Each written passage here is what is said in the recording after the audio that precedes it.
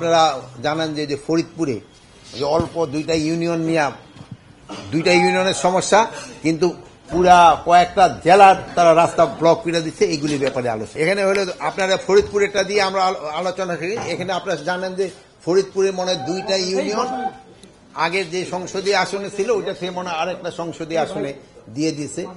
এটা হলো, এটা আমাদের সাথে এটা কোনো সম্পর্ক নাই। এটা হলো ইলেকশন কমিশন এটা তারা করছে, এবং এটা তারা পরে আবার তাদের শুনছে, যুক্তিতর্ক দেওয়ার পরও তারা সবাই বসে এটা নির্ধারণ করছে। এখন এই নির্ধারণটা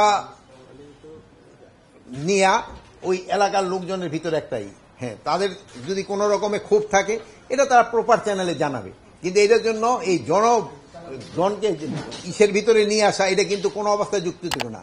এগুলো জনগণের কিন্তু ভোগান্তি হচ্ছে।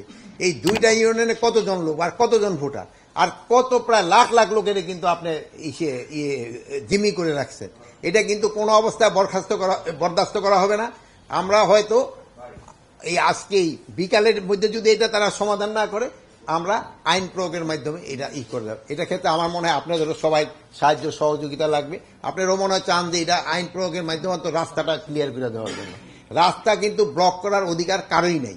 যেহেতু তার যদি কোনো দাবি দেওয়া থাকে তারা প্রপার চ্যানেলে জানাবে, কিন্তু রাস্তা ব্লক করে জনগণকে ভোগান্তি করা এটা কিন্তু কোনো অবস্থায় আমার মনে গ্রহণযোগ্য না।